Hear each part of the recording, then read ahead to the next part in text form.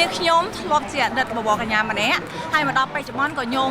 នៅតែប្រកាន់គោលចំហមួយថាជាអ្នក inspire គេហើយក៏ជាអ្នកផលិតមាតិកាមួយរូបហើយសាបnămនេះជួយទៅដល់បងប្អូនដែលគាត់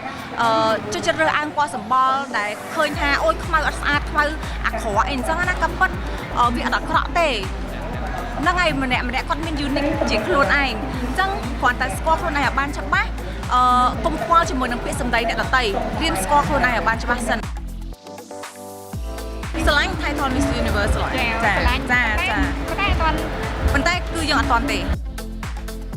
ត្រូវការដំឡើង steam spa sauna អាងទឹកក្តៅទឹកត្រជាក់និងអាងទឹកគ្រប់ប្រភេទទំនាក់ទំនង Neptune ឥឡូវនេះ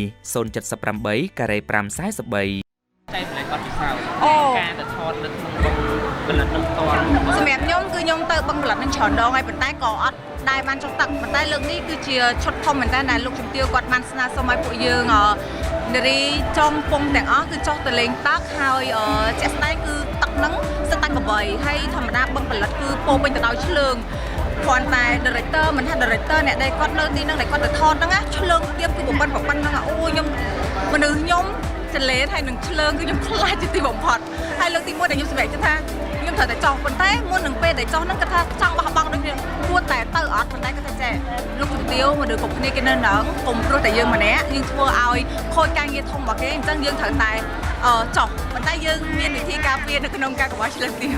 ហើយគេឲ្យឆ្លើងគឺធំណាស់ចង់ឲ្យរឿងតិចតែពេលហ្នឹងណាគេខ្លះឆ្លើងប៉ុណ្ណាអូបើសម្រាប់បងប្អូនយើងវិញគឺគាត់ខ្លាចឆ្លើងទាំងអស់មនុស្សស្រីយើងវាច្រើនតែម្ដង10ទាំង10គឺគាត់ខ្លាចឆ្លើងហើយឆ្លើងហ្នឹងគឺវាអុយវាពិបាកស្មើគឺធំមែនតើប៉ុនមេជើងប៉ុនអុយគឺពិបាកនិយាយវាធំមែនតើប៉ុណ្្នឹងហើយពេលដែលគាត់មានប្អូនប្រុសទូចដែលគាត់នៅនឹងផ្ទាល់គាត់ជាអ្នករុញទូកព្រោះដោយសារតែយើងថតដូចនៅក្នុងការបង្ហាញហ្នឹងហើយគឺយើងត្រូវរុញទូកអញ្ចឹងត្រូវតែមានប្អូនម្នាក់ដើម្បីរុញទូកអញ្ចឹងគឺគាត់នៅនឹងគឺឆ្លងតោងធំខ្លាំងមែនតើហើយគាត់លូកមកបោះដូចទំថ្មអញ្ចឹងបងលូកភ្លក់តែម្ដងអើយឯណាដូចខ្ញុំប្រុសជាប្រុសពូជាហ្នឹងហើយបងពូជាឆ្លើងតែម្ដងឲ្យតែថាបានរូបភាពដ៏ស្រស់ស្អាតប៉ុន្តែរីសាលតែទទួលបានខ្ញុំក៏អរគុណទៅដល់លោកជំទាវលងឌីដែលគាត់បានផ្ដល់កិត្តិយសឲ្យខ្ញុំខ្លាំងមែនតើដោយគាត់បាននិយាយមុនហ្នឹងអញ្ចឹងគឺខ្ញុំសប្បាយចិត្តរំភើបនៅក្នុងការបានចូលរួមបទបង្ហាញនៅអ្វីដែលជាសិល្បៈនិងវប្បធម៌របស់ខ្មែរយើងផងដែរចាអរគុណអូនឥឡូវងាកមកចាប់អារម្មណ៍តបល់ពណ៌ឥឡូវហ្នឹងឲ្យក៏ល្បីថាឯងចូលពីជួនរបស់ដែរមិនដែរគឺថ្ងៃមុនចូលរួមសកម្មភាពដែរសម្រាប់ខ្ញុំអត់ទេបងចាធម្មតាគាត់ចង់ឲ្យយើងចូលរួមអញ្ចឹងធម្មតាគាត់តែងតែឃើញយើងនៅ stage ណាមួយតែសម្រាប់ខ្ញុំពេលនេះគឺខ្ញុំចង់រវល់ការងារច្រើនឃើញថាពេលអ្នកគឺទាញចូល Miss Universe ខ្លាំងណាស់ចាស្រឡាញ់ Title Miss Universe ចាប៉ុន្តែគឺយើងអត់ទាន់ទេសម្រាប់ខ្ញុំអត់មានលៀបអីទេគឺប្រើប្រេងសតតែម្ដងនៅក្នុងការយើងទៅ5ថ្ងៃអញ្ចឹងណាបងហើយ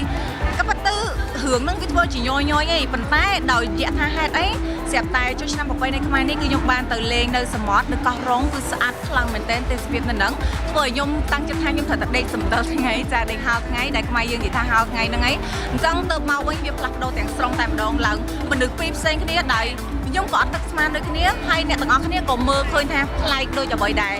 ពួកគាត់បានឃើញចឹងខ្ញុំនិយាយតែអញ្ចឹងថាដោយសារតែការរស់នៅបរិបទជុំវិញខ្លួនមជ្ឈដ្ឋានជុំវិញខ្លួនធ្វើឲ្យយើងមានអារម្មណ៍ថាកើតមកត្រូវតែសអត់សវាអត់ទាន់សម័យអត់ល្អអត់ស្អាតអញ្ចឹងទៅព្រោះដោយសារមនុស្សគ្រប់គ្នា